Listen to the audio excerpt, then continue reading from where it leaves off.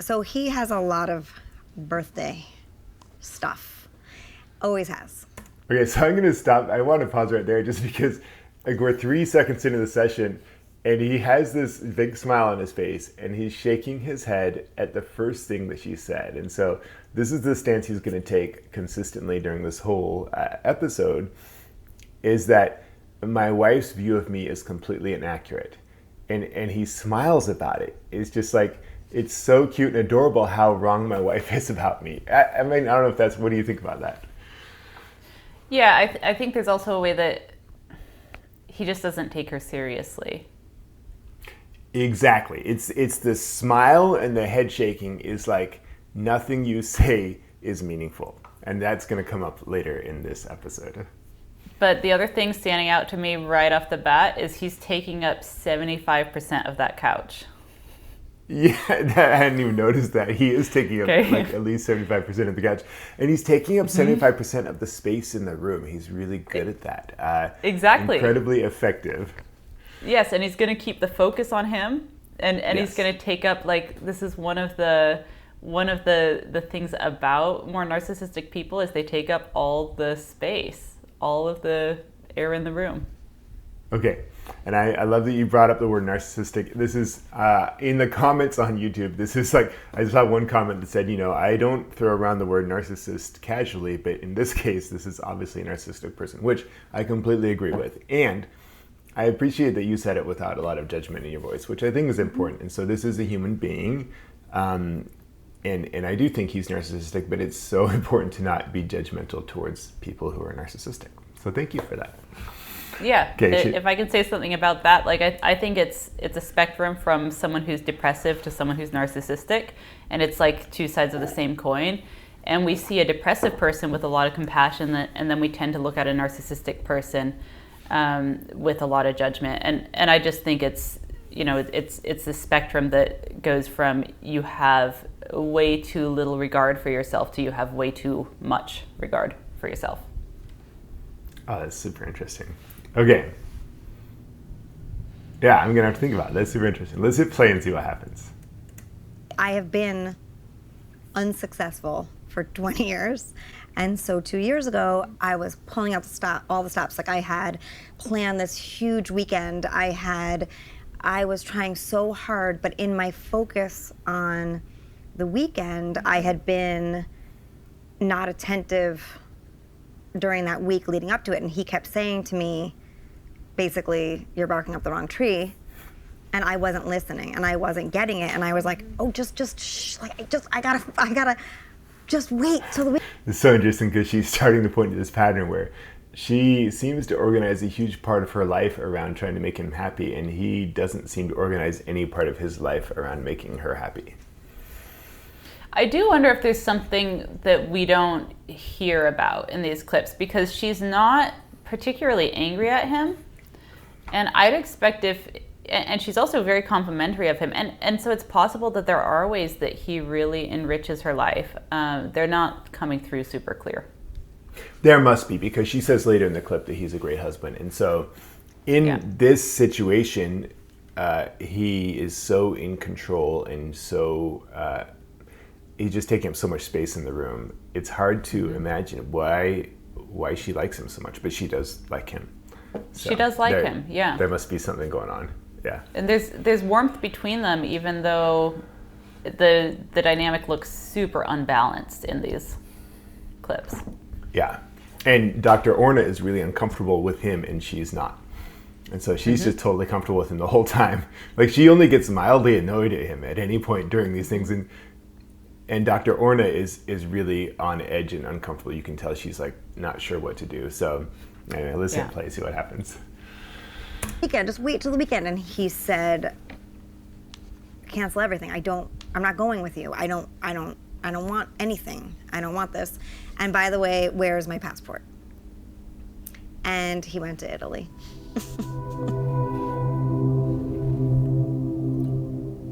I don't have complicated needs. I am utterly transparent and completely communicative about what it is I want. I'm also totally consistent.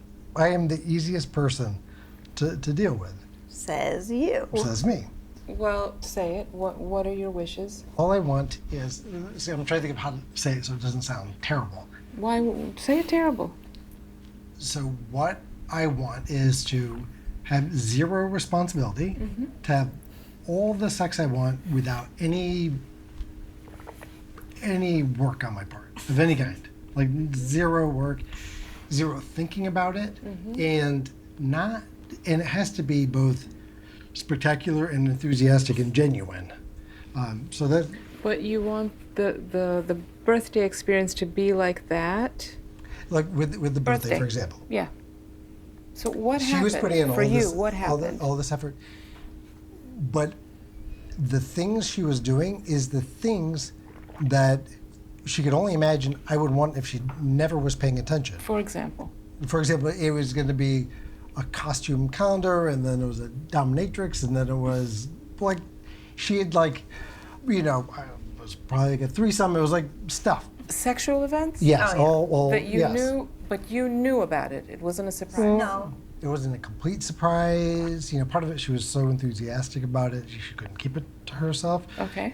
I was You just like, heard these potential exciting events as I didn't hear them as anything. I just simply observed that you're doing what you want to do for me instead of what I want you to do for me. And so to get even more into the weeds. So, for example, the sexual fantasies played out would be Andy's sexual fantasies and not yours. well, not exactly. Is that what we're saying? No, they were sort of like her description of what mine were if you never listened to me. I mean, they're objectively. There was some fantasy of what you want, but it's not really hitting So the mark. To begin with, they all sound like fun. Okay. There's no problem there. They were all. It was all. If it had just been a random Saturday and not your birthday, also see. it may have been a little more welcome. It I was this see. pressure of. But his because it was birthday. a birthday, it felt particularly misattuned. Is Well, that what you're saying? Yes, I mean, Every year, it's a trap. if this is it, if this is like the big hurrah, this is what I've been 25 years of being Mr. Amazing was like waiting. This was it. Then like no thanks. I'm just not interested. You became angry. I don't think angry. I think I'm disappointed. I don't know what I'm doing wrong. I don't know what I could do differently. You don't know what you're doing wrong. Yes. So imagine that I want her to do something differently, right? I could get her to do whatever I want. That's not what I want. What I want is for her to do whatever I want without me having to make it happen. To just, I want to get a glass of water before I ask, and it's there waiting. Up until very recently, if he were to sort of So would you have stepped in and intervened with him up to this point, or would you have just let him talk so far? Oh, I would have stepped in about 5 times by now. Okay, so yeah, that's what I want to hear. Is what would you have said to him? So there's a contradiction that's come through already where he says that he's this really clear communicator and he's easy to please, but he's actually not communicating what it was he wanted. And he's just said now he doesn't want to have to communicate what it is he wants. Like he wants her to be a perfect mind reader. Well, that's not a clear communicator. And it's very, very difficult to please someone who expects mind reading. And he is actually explicit that he wants her to know what he wants before he asks. But he did say that, so I didn't even catch that. He did say, hey, I'm just said, super like, easy. I tell you exactly what I want. And the thing that I want is for me to not tell you what I want and you to know anyway. Exactly. And so he's just said, like, she'll do anything I want. But that's not enough for me. I need her to do anything I want without me saying anything. And okay, first, what's better about that? Why do you want that? What's the problem? He's taking this position of I shouldn't have to put myself out there, be vulnerable, have a self, directly express desires. And at the same time, he's saying I'm the clearest communicator in the world, I tell you exactly what I want. But so like for this birthday, so she's saying for 20 years, she's tried to produce a birthday he'd be happy with, and she's never succeeded. And he's like, I just don't know, what I'm doing wrong. It's like, I would want him to lay out, I mean, there's several things I'd interrupt on here, but one of these is I would want him to lay out, tell me about the birthday you wanted. And it's not enough to say, I wanted you to read my mind and know what I wanted. Well, do you know what you want? What is it? Yeah. So she complains that what he wants is impossible, and I think she's right. I don't think there's an actual world where he would be satisfied. I think he kind of gets off on being, I don't know if he gets off. I think he likes taking the position of the unsatisfied person, of the you're just not good enough, that you fall short. I think it's fair to say that he gets off on it because he's actually, like, he's really happy. He's not suffering or struggling. And no. So even though this dynamic is one that he says is like a problem for him, it's so frustrating for him, he doesn't know what he could do differently, he's not interested in doing anything differently. This is working very well for him. He's happy with it. Yeah, he actually seems to be enjoying the session. So she's experiencing, a little bit of distress. Although she enjoys the session more than makes sense to me too. But he does seem to be enjoying what's going on. And I would want him to have to face the reality of what he's doing. What do you think the first thing? What would be the first point that you would have intervened would have been? I would have stopped him right at the beginning of this, where he was saying that he's a really clear communicator. Mm-hmm. Yeah. And that's where I'd push him to clearly communicate what it is he wants right then. Like, what was the birthday you wanted? But I actually think the birthday he wanted is the birthday he got. He wants a birthday where she puts a whole bunch of effort in, he tells her it's not good enough, and he flies to Italy on his own. Yeah, I think you're right about that. So what I see happening is he's really good at building these false frameworks or false realities where he's making it seem like reality is a certain way, and he's pushing reality further away from, not real. He's pushing the accepted reality in the room further away from what's real, and then all three people in the room start operating in this false reality, including Dr. Orna, where she kind of accepts this idea that he's an excellent communicator right off the bat, when it stands in the face of what's actually real. And so one reason this session breaks down is that there's no basis in reality for what's actually happening, and the discussion is happening in this parallel universe where nothing really makes sense. Yeah, and then there's this huge thing with double standards where, like, he's describing the sex he wants, and he's like, I just want to have, I want to be able to have sex whenever I want with no effort on my part, which seems to include he doesn't even want to ask for it, and it always has to be genuine, authentic, exciting. He used some different words there, but so it has to be super enthusiastic. And you can see his wife has put tons of effort into trying to make this happen, like for the birthday, but I'm sure this is a overall theme. So he's completely comfortable with saying, you carry all of the work of making great sex happen for us, and I'll just stand here and critique you and say, nah, that's just kind of a normal Saturday for me. Like, that doesn't do anything for me for my birthday. Yeah, so I do think he likes the position of just being the person who's in the judgmental position, the person who says it's not good enough. The other thing, now I forgot the other thing I was going to say. Yeah, and he's smooth and he's charismatic, and so that like helps him pull it off. Yeah. And I can see this working super well for him professionally. And there is something about how this dynamic works way better for Annie than it should. Like, yeah, she's extraordinarily good at adapting to this reality. It's really interesting. I don't get the impression she really had a problem with it when she had put tons of work into this birthday, and she was excited about it, I guess. And he's just like, cancel it all, I'm going to Italy. Mm-hmm.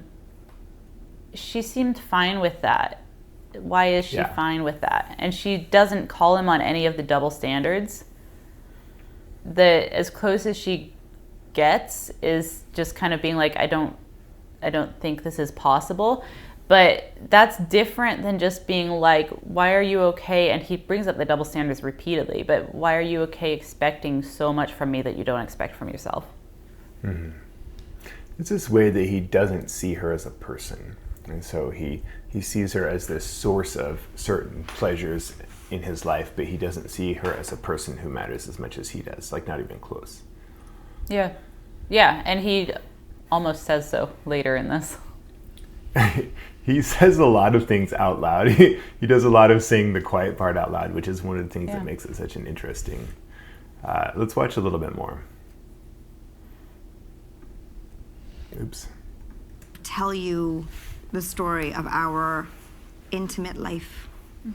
He would say that we're totally incompatible, and that we you're have sexually incompatible? Yes, that we're sexually incompatible, especially in terms of appetite. And What's the incompatibility? well, like I never wanted, he always wants it. I view sex in a lot of ways. I see it like eating and like sleeping. I have to do it every day. So the idea that like you had sex yesterday is sort of like saying you ate yesterday. I appreciate that. I'm glad I ate yesterday, but today's today. But I didn't approach her like this, like, hey, it's scheduled. Like none of that. Yeah, you did. Wait, I want to get to the essence. I really didn't. Okay. And I don't even view it that way. The way I think about it is that actually just makes great sense. It's what you're supposed to do. It's what my body wants to do, and I am in agreement with my body. Like we agree on this completely. I don't see how anyone can disagree with it. Like I don't even understand the idea like I don't want to. It doesn't even make sense to me. I'm like, something's clearly wrong with you.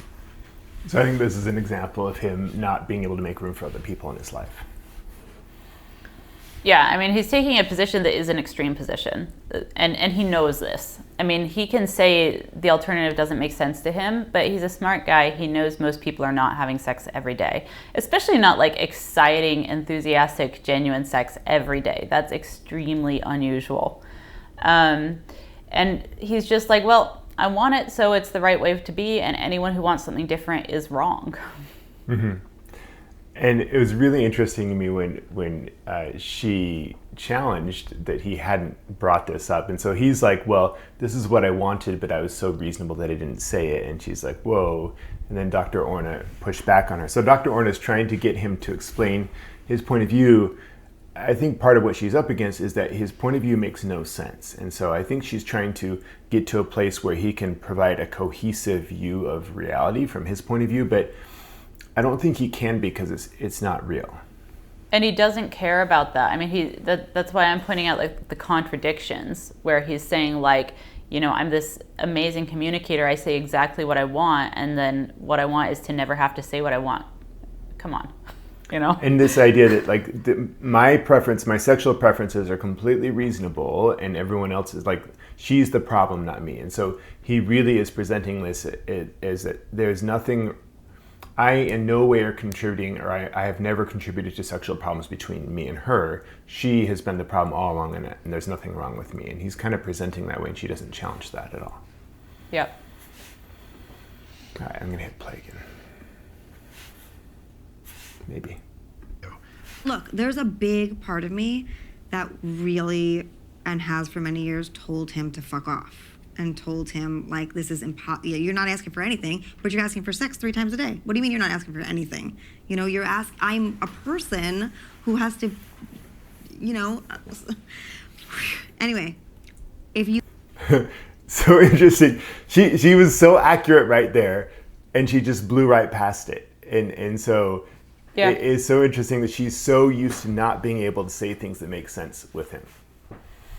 Yeah, and so that's like part of what's happening here is the pressure in the room should be going up, but Annie can't hold pressure on Mao, and Dr. Orna also can't so far.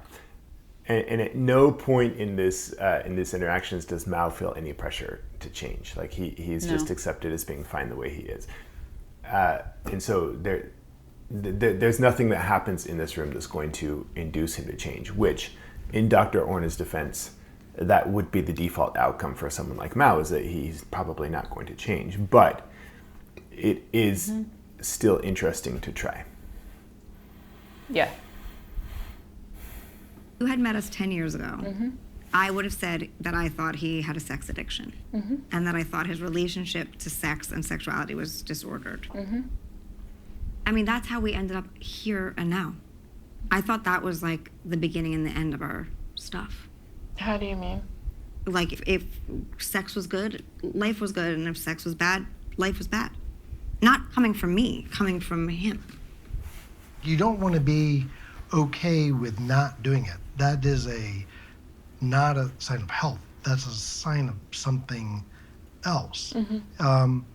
And so you want to, and I want to fix that, and I want to encourage it. So, a lot of my encouragement, I'm not great at encouraging, I guess. You know, it was interpreted a very different way. But As pressure? I think certainly is. I don't think she handles this very well. What is the problem with what he's saying right now? So I jump right in at that first sentence of you don't want to be okay with not doing it. Okay, so he's comparing sex to food. I can understand where he's coming from on that, but he's not talking about sex at a survival level. So he's not talking about like, look, you need a certain number of calories every day to live. He's talking about it like anybody who's healthy would insist on 3 gourmet meals appearing before them every day with no effort on their part. And they'd be exactly what they're in the mood for without ever having to say what it is they want. That's the type of sex he's talking about here. And he's framing it like that's the only reasonable way to relate to it when it's a crazy way to relate to it. And so I would say you actually do want to be okay without having 3 gourmet meals appear in front of you with no effort every day. That's like pretty baseline thing to be okay with. And actually you should be fine with missing a meal every now and then. You should be fine with being hungry sometimes. You should be fine with being served things that aren't your favorite thing. You should be fine with putting effort into it. So even if you are somebody who's like really committed to having daily sex, the idea of it showing up the way he's talking about is just crazy. Makes no sense. Her opposition to having sex with him, I think, is healthy. And that's something that's never brought into the room, where it makes a lot of sense that she would actually not want to have sex with him given the way that he treats her. That he doesn't treat her like a person. He doesn't relate to her with any warmth or kindness or affection. And that's not something that in a long-term relationship that doesn't lead to sexual desire. And that's not brought up. And he floats this idea that her lack of sexual desire is some kind of a dysfunction, and that never gets challenged. And so that becomes, there's all these things that he brings into the room that are never challenged, and so they become almost like an accepted reality when they're actually, like you say, they're crazy. There's a couple that I did some training with that they do have a daily practice, a daily sexual practice, and they both put a lot of effort into it in a range of ways, and they've been able to keep that up for like 12 years or something. But that's extremely unusual, and it's through devotion on both sides. It's through like deliberate effort in every aspect of the relationship. And he's asking for something that's basically like, just give this, just provide this to me, you know, and I don't want to have to invest anything into it. And that's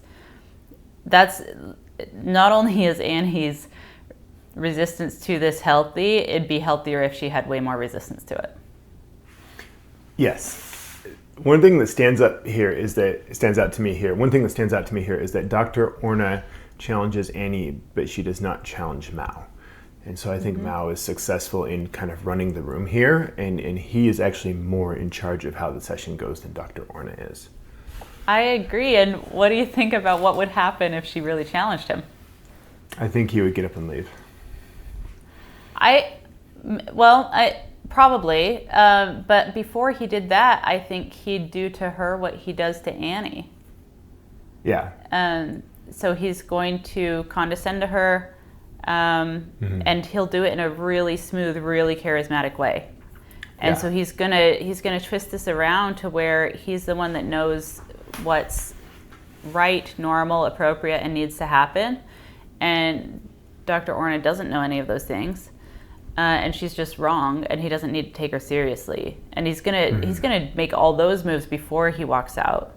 So I don't think this is a guy that flies into rages. I think he's got his way of putting people in their place that's extremely smooth. And that Dr. Orna doesn't want to get in that position. So she's being careful. She's very careful, and she ends up being so careful that she challenges her when he's the one. He's much more effective at floating false realities into the session than she is. And she doesn't challenge those false realities. There are things I would challenge Annie on, but it's more because I think Annie's more workable, and so I'd be challenging her on, like, why are you okay with this? Yes, I would be asking Annie to take a stronger position also. Yeah. In fact, that's probably the more likely way that I would, just because I don't, like you say, I think she's more workable. And she seems to be quite a strong person, and she has some accurate insights, and she seems capable of telling him what she really thinks. And so I would try to get her to go further with that and to hold on to what's real. Yeah, no, I don't think that's going to move him, because I just don't think that there is something he cares about more than having exactly what he wants when he wants it. And I think he probably has a lot of leverage in life and is able to make that happen for himself a lot. So I don't think he's got enough to lose that he'd be willing to really face himself. But so working with Annie would be more about it'd be for her benefit more than because it's really gonna save the marriage. Yeah, absolutely. And I do think it'd be really important for her to practice holding on to reality in the face of the pressure he puts on her for her own benefit going forward, regardless of whether they end up together or not. But so part of working with Annie would be like that moment where she really was getting accurate and she was moving in closer, and then pressure started to build and she's just like, she gave up. No, we're not doing this. It would be like getting involved right there and staying with that and showing Annie what it looks like to stay with that and be like, okay, you're on here. Yeah. Let's follow that a little further. Okay, let's watch some more. Easily it's pressure, but also it could maybe even even more than pressure, could be almost viewed negatively. And you often misinterpreted gestures as manipulation, as a This move she makes here just blows me. I can't believe that she says that you misinterpreted. I was astounded at how much she went along with his narrative, that he was inviting her from a good place and she was misinterpreting it as pressure, and Dr. Orna really jumped on that bandwagon. Yeah. Sexual manipulation? That's Definitely. what would happen? Yes. Pressure felt like pressure. Mm-hmm. I couldn't see it as anything else. When we sort of came to blows a couple of years ago. Around the birthday thing? Yeah. Mm-hmm. I was just like, I don't want to be fucking held responsible for this anymore. Like, I don't want to, I don't think it's fair to him. Part of the problem I have with what's going on here is that this man really does want to have a good sexual, I think he would like to have a better sexual relationship than what he has. And it's completely impossible for him if he keeps doing what he's doing. And so, as a clinician, if you don't offer, at least try to give someone a chance of getting what they want, then you're not really being helpful. And so you have to be able to deal with, like, the way you're handling sex is never going to give you a good sexual relationship. Okay, so I have some skepticism about if he actually wants a good sexual relationship in the way that you and I would think about that, as like, it's intimate, it's invested. Now he is floating that idea when he says, like, it has to be not just spectacular and enthusiastic, it also has to be genuine. So there might be an entry point there to talk to him about, like, what he brings to sex. And is it a genuine and enthusiastic and spectacular thing for him to bring no thought or effort to sex? Right. I do think he probably wants to be wanted, and I don't think he is wanted, and probably never has been wanted for more than, say, a few months by any particular partner. And so I think that he at least craves the idea of being sexually desired. That would be my guess. I think basically everyone does. Yeah. And that's impossible for him given his current way of relating. Yeah. I agree with that. I guess where I'm more wary is he's pretty clear that he's not willing to put effort in. Well, you're just not going to get change without being willing to put effort in. Mm-hmm. Yeah, I agree. There's this problem we run into with the word want, right? So I think that he has a craving for, I think everyone wants to be desired, and the work of becoming someone that another person can desire for more than a few months is a very difficult thing to do. So, but I do think that's the challenge he would have to face. At all. And there was a lot of years where I defended myself and I defended my position, and I accused him of all kinds of behavior from a very defensive place. And I do now really believe his intentions. Mm-hmm. I think you wanted to love me up all the time and be loved by me, and I downright couldn't. Mm-hmm. The piece that really belongs here is that, like, my attraction to Annie was like biblical. I mean, it was unreal. I had a lot of relationships before you, and when I saw her, like, the world stopped. Like, everything stopped, and I was like, oh shit. Like, here's, like, you know, it's like, there's the one. That is the one. And this is gonna sound terrible. I know. But it's like, I wanna fuck that for the rest of my life. Do you know what you saw? Yeah, I mean, like, she had, and still has, like this incredible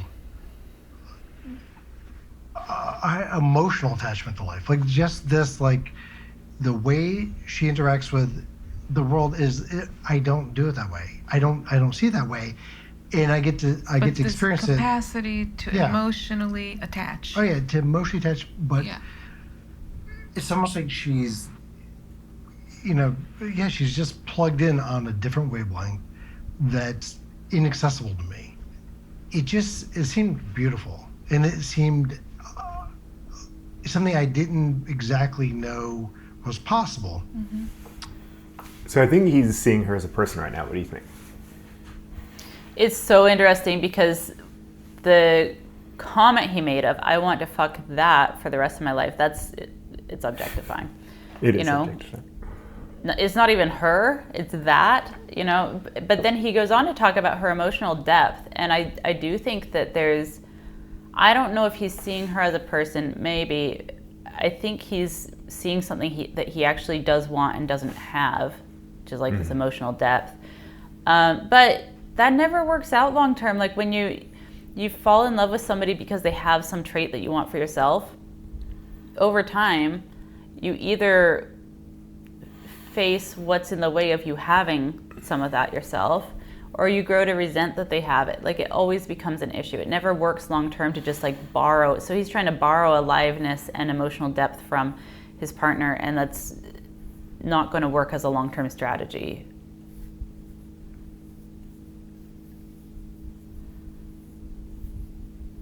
Yeah, it really is interesting that he saw in her an ability to be real in a way that he can't be real, and he finds that attractive, but it also